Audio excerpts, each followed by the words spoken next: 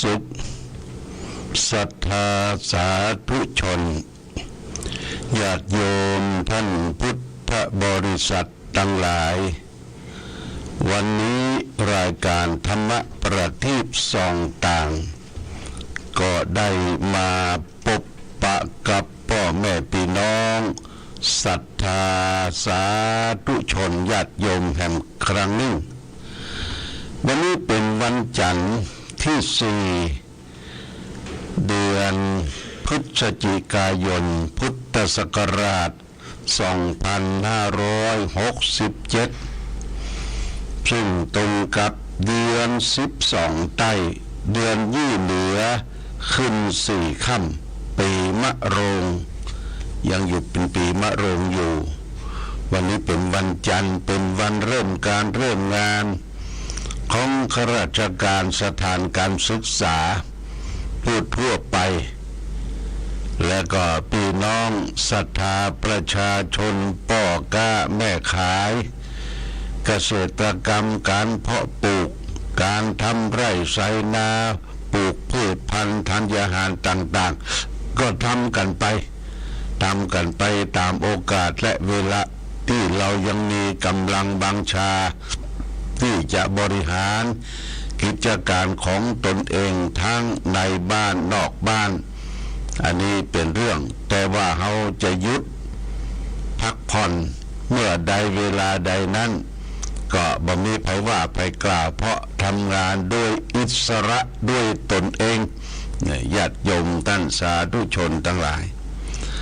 อากาศท้องถิ่นในวันนี้รู้สึกว่าความเหน็บความหนาวก็จะเข้ามาเยือนแต่ว่าทางกรมอุตุนิยมวิทยาบอกว่าวันที่4ที่5ที่6เนี่ยถึงวันที่6จะมีฝนปลายฝนจะเข้าฤดูหนาวแต่ฝนที่จะตกหนักก็ตั้งภาคใต้มรสุมทางทะเลพัดผ่านเอาฟ้าฝนมาตกทางภาคใต้ภาคเหนือเขาก็มีพ่องแต่ทางภาคเหนือนี่ก็เป็นที่ที่แหวงที่ทางรัฐบาลได้ประกาศว่าคนละครึ่งจังหวัดเชียงใหม่เนี่ยเป็นศูนย์ท่องเที่ยวของทางภาคเหนือเฮาของประเทศเฮาเปิ้นก็สะสางล้างช่วยน้ำท่วมน้ำหลากที่ของที่เป็นขี้ดินขี้คนตลอดถึงต้นไม้ต้นตอกที่พัดพาช่วยกันพัฒนาเพื่อต้อนรับศรัทธาญาติโยมท่านสาธุชนที่เดินทางมาจากทางภาคใต้ตลอดถึงต่างประเทศที่ในหันตัวเมืองเชียงใหม่เนี่ยก็คือประเทศจีนนี่จะมีคนจีนนักได้มาแต่งองค์ทรงเครื่องแต่งเจ้าแต่งองค์ทรงเครื่องวัฒนธรรมครั้งหนึ่งหนหนึ่งเขาได้มาแอวบ้านเฮาเมืองเฮาก็อยากจะมาสวมเสื้อผ้าเชื้อเจ้าเจ้าต่างๆที่เปิดให้เจ้าตามที่โรงแรมตามสปาต่างๆเฮาไปจังใหม่ก็จะหันเดินควักไขว่กันไปมาอันนี้คือเป็นการต้อนรับประชาหรือว่าแขกเรือเจ้าบ้านเจ้าจองทางภาคใต้ต่างประเทศเมืองจังใหม่เฮาเป็นเมืองยิ้มเป็นเมืองใจดีเฮาก็ต้อนรับด้วยอาหารการกินตลอดถึงผ้าผ่อนท่อนสบายที่อยู่อาศัยเป็นหอพักเฮือนพักเป็นรีสอร์ทเป็นโรงแรมอันนี้บริการนะเป็นบริการอย่างดีให้แก่แขกเรือทั่วไปอาหารการกินท้องถิ่นในปัจจุบันนี่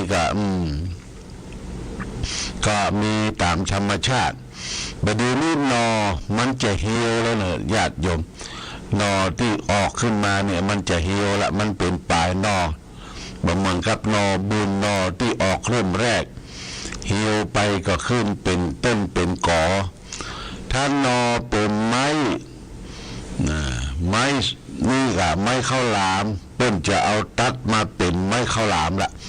ไม้ข้าวหลามก็ใส่ข้าวหลามกะทิใส่ข้าวหลามธรรมดาเพื่อจะได้พ า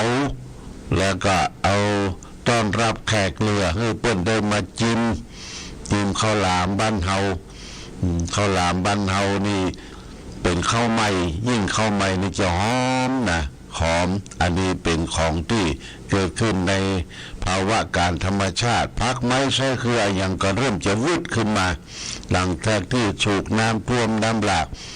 พี่น้องบางที่ก็บางแห่งก็หวานผักกาดหอมป้อมหวานพืชพันธุ์ธัญหารบะเขือส้มอะไรอย่างต่างๆหวานไปเตอะพอมันออกหน่อออกกอมาเขาก็เอามาเพาะมาจำปลูกตามหิมบ้านหิมจองสถานที่พอที่จะปลูกได้ก็ปลูกฝังกันไปเอามาใช้ในชีวิตประจำวันปรุงอาหารเบื่อจากนั้นก็เอาไปขึ้นไปขายตามกาดน้อยเอาไปฝากตามตุ่มกาดหรือมันขายพอมีนักก็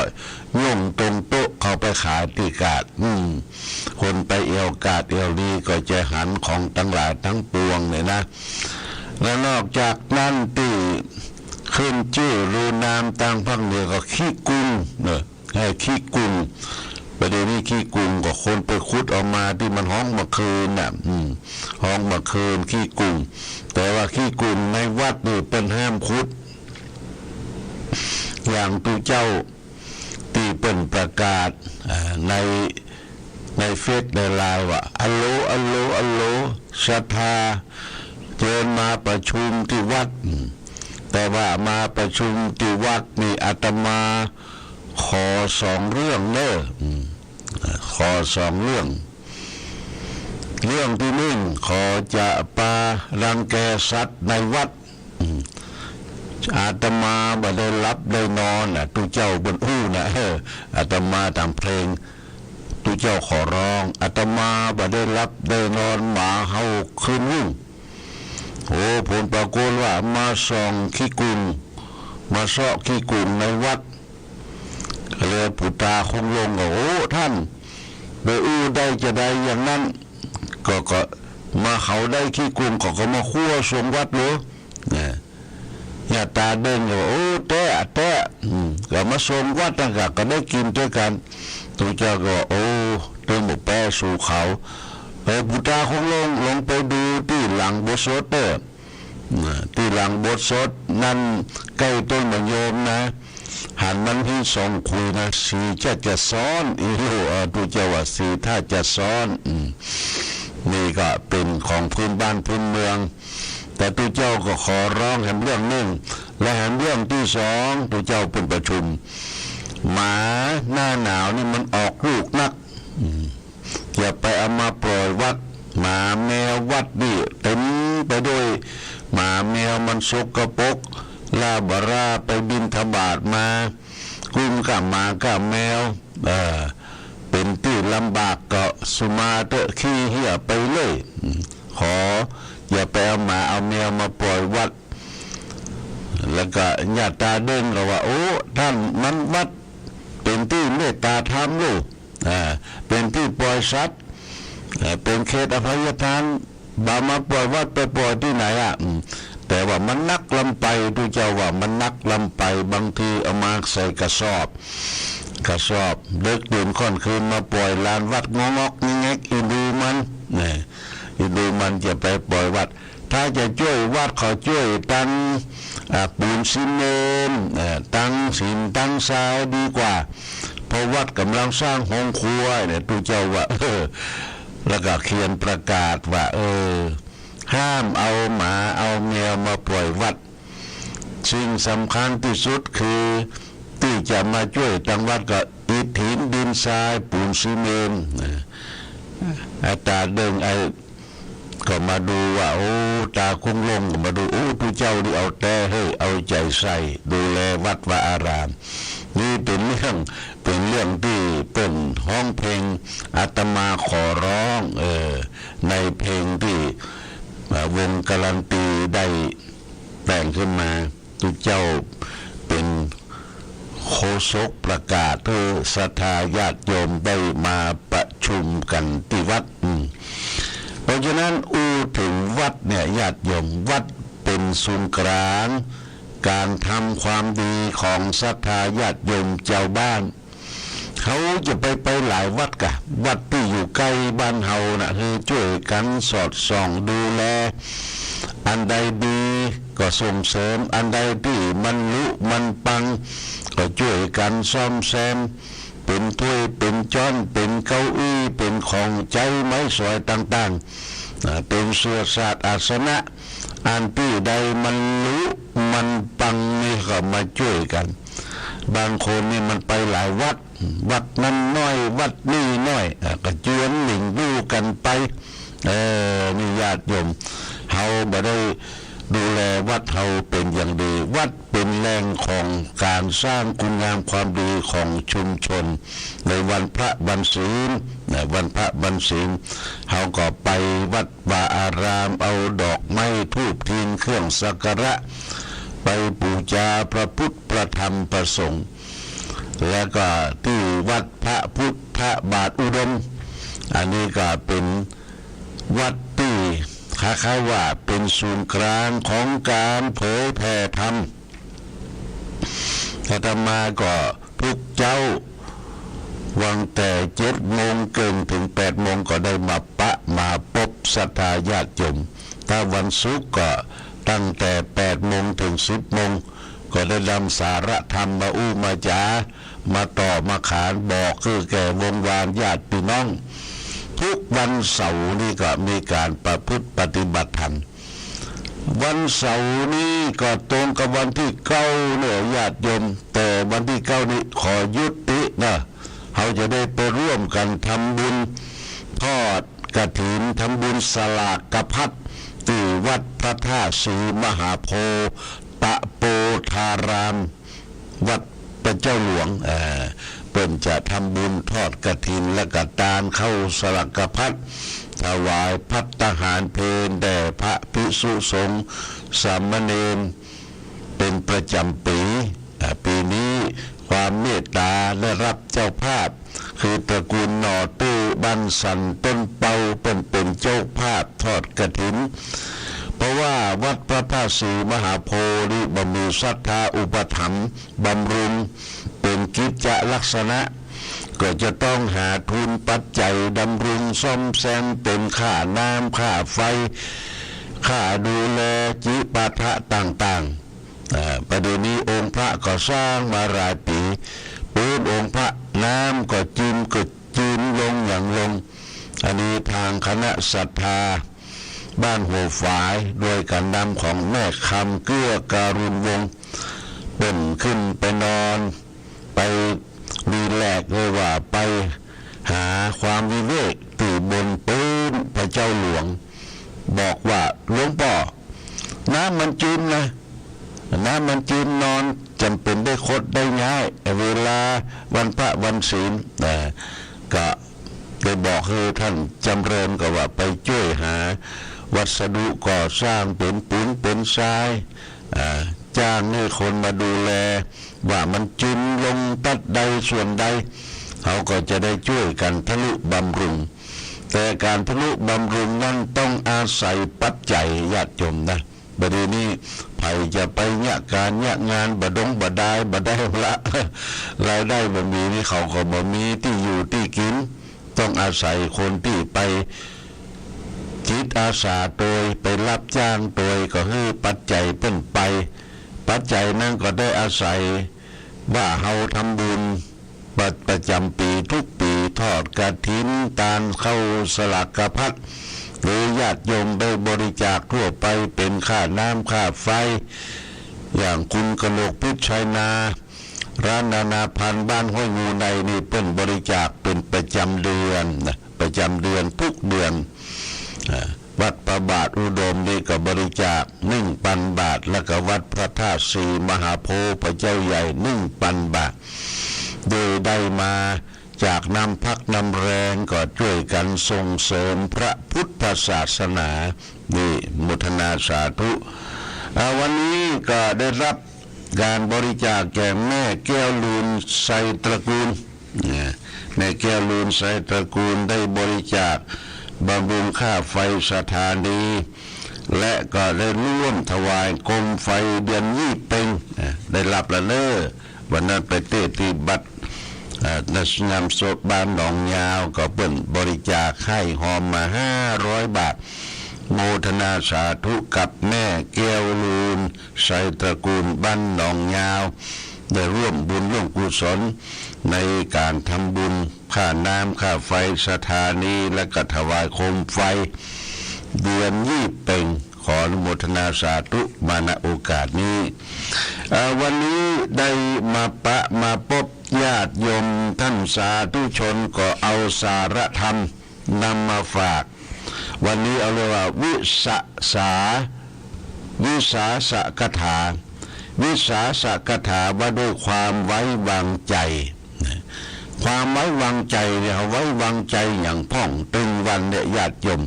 เขาก็จะต้องรู้เข้าใจเพื่อจะได้น้อมนำไปประพฤติปฏิบัติในชีวิตประจำวันของเราและท่านทั้งหลายพระพุทธเจ้าตรัสเป็นภาษาบาลีไว้ในพระไตรปิฎกว่านะวิสเสอาวิสเถวิสัชเตปินะวิสเสวิสาสาพยมันวติสีหังวะมิคามาตุกามิกมาตุกาเป็นบอกว่าไม่ควรไว้วางใจในผู้ที่ยังไม่คุ้นเคยกันแม้ผู้ที่คุ้นเคยแล้วก็ไม่ควรไว้วางใจภัยย่อมมาจากความไว้วางใจกันเหมือนภัยจากความจากแม่กวางตกถึงราชสีห์ฉะนั้นมีเปิ้นเปรียบเทียบเปรียบเปยว่าไม่ควรเคยไว้วางใจกับบุคคลที่บ่รู้ใจเปิ้นแม้แต่คนที่อยู่ใกล้ชิด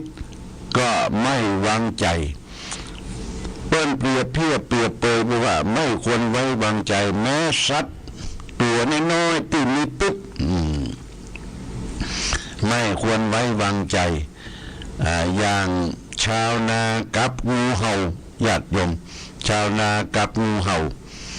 ไปไถนาหันงูเห่าตัวน้อยอินดูสงสาร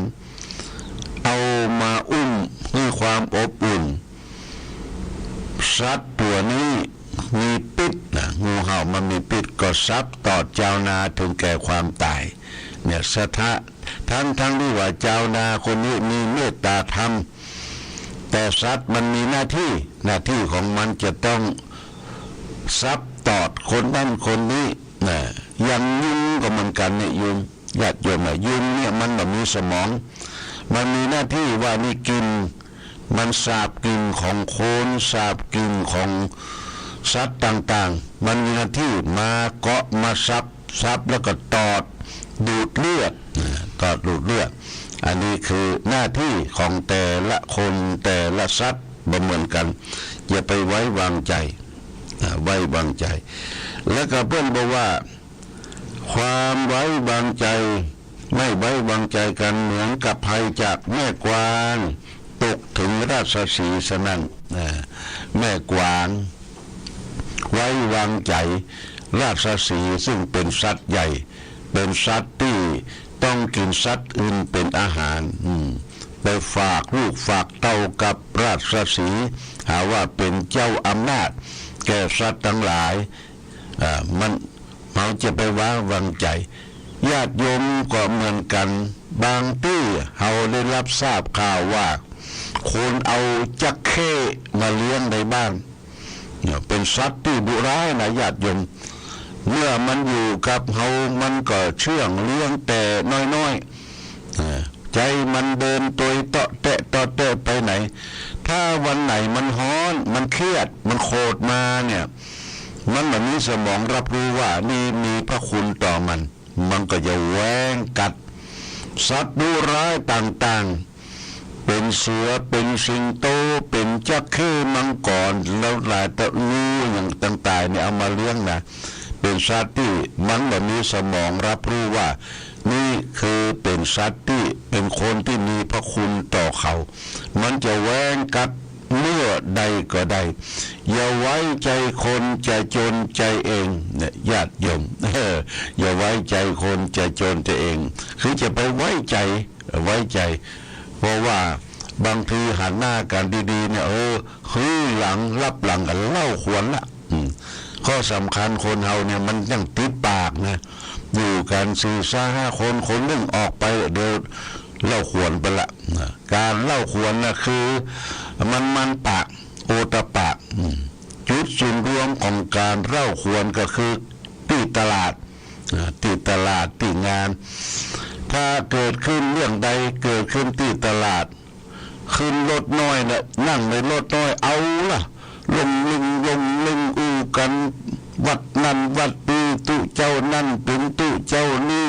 เล่าสาธยายม่วนปากบอกว่าเกิดความหายนะความเสียหายกับคนอื่นบอกว่ามันจะเป็นข้อเท็จจริงประการใดเนี่ยพระพุทธเจ้าจึงบัญญัติศีลไว้ว่ามุสาวาทาเวระมะนีสิกขาปะทังสมาธิยามิพึงเว้นจากการกล่าวอูปดมดเท็จที่เกิดความหายนะความเสียหายแก่บุคคลอื่นในศีล 5นะศีล 5ข้อที่4เนี่ยพึงเว้นจากการอูปดมดเท็จบางคนนี่มันคันปากนิบมันขั้นนะมันกัดสหับบ่ได้คือหับปากตัวเองบ่ได้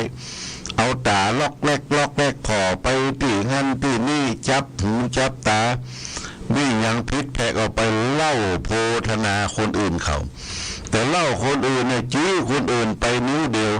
เข้าตัว4 นิ้วญาติโยมนะบ่ฮู้ตัวเองทำผิดทำพลาดอย่างนี้ก็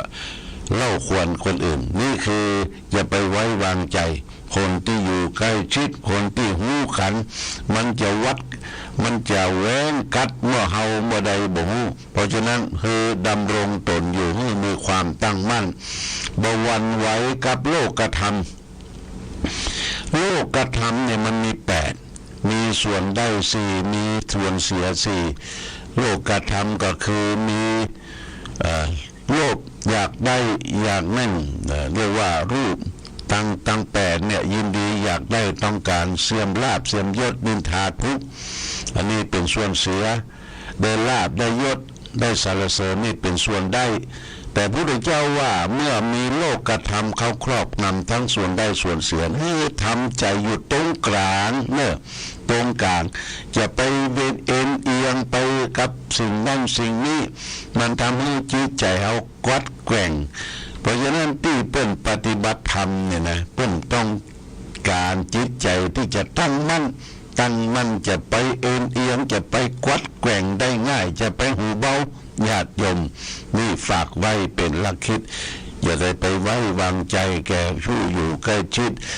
แม้วางใจแต่สัตว์ที่ตัวน้อยๆที่มีพิษนี่ก็สำคัญฝากไว้เป็นหลักคิดแก่ญาติโยมท่านสาธุชนทั้งหลายวันนี้วันที่4วันจันทร์ที่4ละ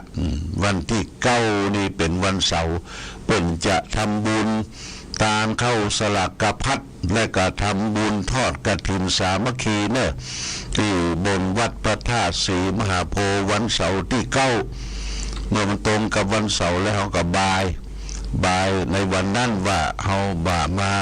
ร่วมกันทำวัดสวดมนต์เตื้อก็รอฟังว่ามันว่างเมื่อใดเสร็จภารกิจเมื่อใดเขาก็มานุ่งขาวห่มขาวมาไหว้พระสวดมนต์พร้อมกันที่สำนักปฏิบัติธรรมแหล่งที่21ของจังหวัดเชียงใหม่ที่วัดพระพุทธบาทอุดมต่อไปนี่ก็ฝากไว้เอาละญาติโยมท่านสาธุชนทั้งหลายวันนี้ได้มาพบก็พอสมควรแก่กาลเวลาขอความผาสุขความมีธรรมยงบังเกิดมีแก่ศรัทธาสาธุชนญาติโยมทุกท่านรายการธรรมะประทีปส่องต่างต้องขอลาก่อนขอผู้ฟังจงตั้งมั่นจิตหันษา